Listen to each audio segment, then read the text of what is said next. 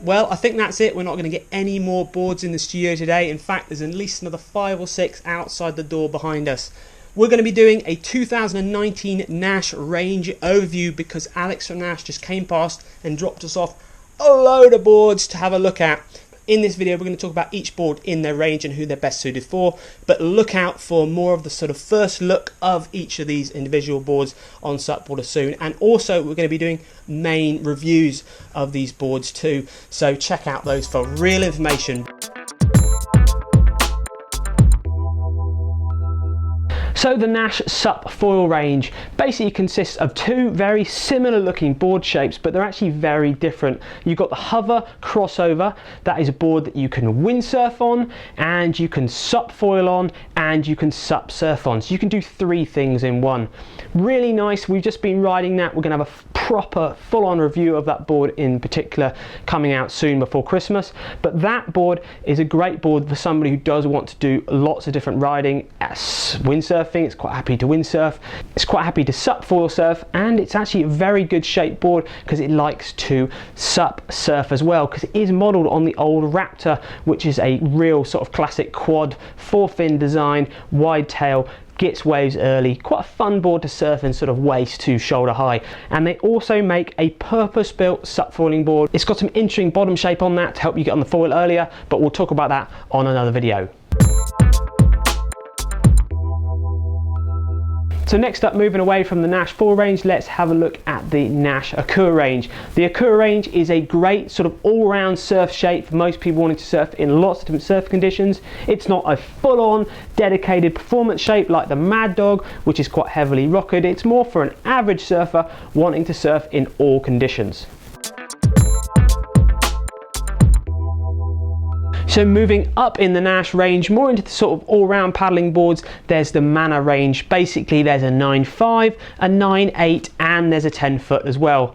Now, the best way to think about it is sort of starting into the all-round paddling, and it really is. It can be great for flat water paddling, but there's also a huge amount of surf pedigree to these boards. They're not just flat water boards. They do surf really well, especially for intermediate riders or the heavier riders, maybe of the 90, 95, 105 kilos. They've got really a great tail shape, a lot of float there, but still enough performance shape to get a lot out of them on a wave. But these 2 boards in particular, the 9.5 and the 9.8, are very interesting shapes, and that 9.8 has got some very interesting things going on under the bottom, which we're going to talk about in the other video. Moving up from the Mana range, then we move on to the Nalu range. Come in lots of different sizes, definitely a little bit longer than the Mana range, a bit more sort of all-round paddling, really just as happy on flat water, but then they still can catch some waves too. Great for real entry-level surfers getting into the sport.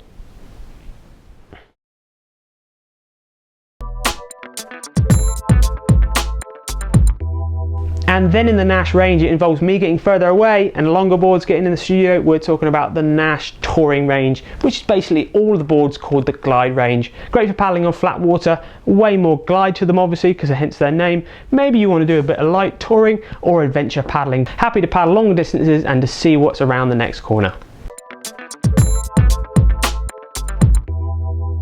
And finishing off Naish's hardboard range, we're looking at the Naish Maliko, which is their race board. We've just done a full review on this on SUPboarder, so check out that if you want more information on this. But they basically make a 14-foot version and a 12.6 version, and the one we tested was 24 wide. They do a 26 wide and a 28 wide in the 14-foot, and a 24 wide and a 26 wide in the 12.6 board. If you want to go as fast as possible on the water, then this is the board from Naish you need to be looking at. And finishing off our range overview, we have got a bit of a sneak peek for you right now, because this is the 2019 Naish inflatable range, which they aren't even releasing. In fact, this might be the first time that they've been seen on video and stuff, so we're probably going to get in trouble for this, but anyway, we're going to go with it. So this is the new range. It's going to come out in spring 2019. The reason I'm quite excited about this is because for a few years now, Naish have been making iSUPs, and yeah, they're quality iSUPs, but these are really nice bits of kit. Now the first step straight away, this Maliko is the race board they make. So this is their full-on inflatable race board. Now there is a lot of good race inflatable boards out on the market, and we've tested in fact we've tested most of them. So they are up there, and there's some very good stiff boards on the market. This board has got a double carbon stringer, which is the black carbon you see down the side of the board here. Now not only does it look cool, and I really like it how it's got a cut in away here through the EVA so you can see it, and it goes right the full length of the board from front to back. But I just put this through a deflection test quickly because they've been saying this is stiffer than any other board in the market, and usually when we get that sort of thing we sort of believe it, but we've got to test it ourselves, and I tell you now, it's stiff. It's very stiff. First, well, I'm not going to tell you exactly the results we got, but basically it's stiffer than anything we've ever tested. Now that is pretty, I know the brand have been saying it's stiff, but for us, we're very impressed to be it's stiffer than anything we've tested. Bear in mind, there's no rods down this, there's no stiffening rods, there's no extra cables, there is just material that you roll up on the board. So that is a good development, and for Naish to come that far from their inflatables, which last year they were pretty boring and alright, but this is suddenly when Naish have upped the game on inflatables, and that's really nice to see. Not only that, they've actually put some great features on the inflatables, and they've actually really thought about it, like the touring board down there. They've got bungee straps at the front and the back. They've got extra carry handles all around the board, so you'd actually want to take it touring. It's the sort of board you would take touring. There's so many times that Will, for instance, goes iSUP touring all around the world really, and he complains that the board hasn't been set up for touring. Well, he actually looked at the Naish here, the new touring board, and actually thought that board is fairly well set up for touring straight out the bag, so that's a really good compliment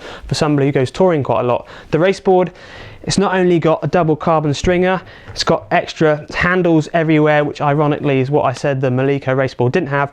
It's got bungee up the front so you could do touring it, but it's got a water release edge at the tail there, which some other boards on the market we've tested, but so you know, it's super stiff, it's got the water edge runner, it's got quite a lot of good stuff going on with it. So we're going to do a full review on this Maliko and give it a proper bend test, give you the full results as always, and obviously in SUPboarder Pro we're going to really dive into it compared to other boards. But this is a real heads up that you were after a race iSUP. This is one that's worth looking out for.